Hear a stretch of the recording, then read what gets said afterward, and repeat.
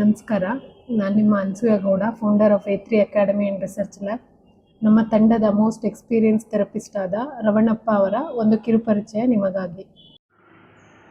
ನಮಸ್ಕಾರ, ನಾನು Ravanappa, psychologist, speech therapist cum special educator. ನಾನು ಪ್ರೆಸೆಂಟ್ ಇವಾಗ A3 ಅಕಾಡೆಮಿನಲ್ಲಿ ಕೆಲಸ ಮಾಡ್ತಾ ಇದ್ದೀನಿ.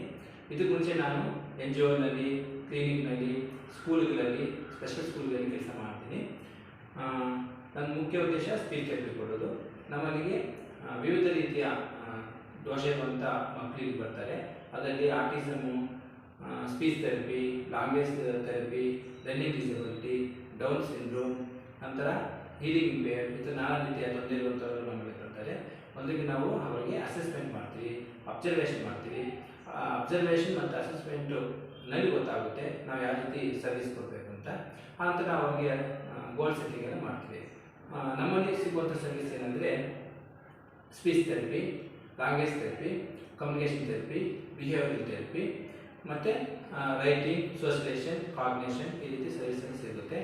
ನಾವು ಮಕ್ಕಳಿಗೆ ಥೆರಪಿ ಕೊಡಬೇಕಂದ್ರೆ ಆ ಮಗುವಿನ ಲೆವೆಲ್ ನೋಡಿ ಟೆಕ್ನಿಕ್ಸನ್ನು ಯೂಸ್ ಮಾಡ್ತೀವಿ. ಅಂದರೆ ನಾವು ಹಾರೋ ಥೆರಪಿ ಮಾಡಬೇಕಾ, ಲಿಸ್ನಿಂಗ್ ಥೆರಪಿ ಮಾಡಬೇಕಾ, ಇಲ್ಲಾಂದರೆ ಸೈನ್ ಲ್ಯಾಂಗ್ವೇಜ್ ಯೂಸ್ ಮಾಡಬೇಕಾ, ಈ ರೀತಿ ಅವರ ಟೆಕ್ನಿಕ್ಸನ್ನು ಯೂಸ್ ಮಾಡಿ ಮಗು ಯಾವ ರೀತಿ ಸೂಟೇಬಲ್ ಆಗುತ್ತೋ, ಮಗು ಇಂಪ್ರೂವ್ ಆಗಲಿಕ್ಕೆ ಯಾವ ರೀತಿ ಬೇಕೋ ಆ ರೀತಿ ಟೆಕ್ನಿಕ್ಸನ್ನು ನಾವು ಉಪಯೋಗಿಸ್ತೀವಿ.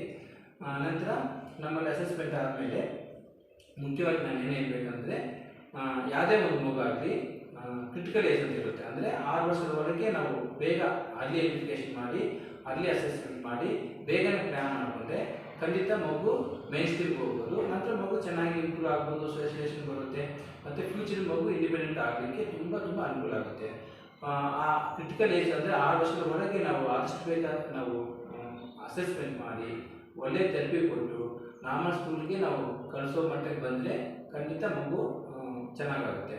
ಸೊ ಒಂದು ವೇಳೆ ಏನಾದರೂ ಲೇಟ್ ಮಾಡ್ತಾ ಹೋದರೆ ಪ್ರೋಗ್ರೆಸ್ಸೂ ಲೇಟ್ ಆಗ್ತಾ ಹೋಗುತ್ತೆ. ಪೇರೆಂಟ್ಸು ಅದನ್ನು ಅಕ್ಸೆಪ್ಟ್ ಮಾಡ್ಕೋಬೇಕು.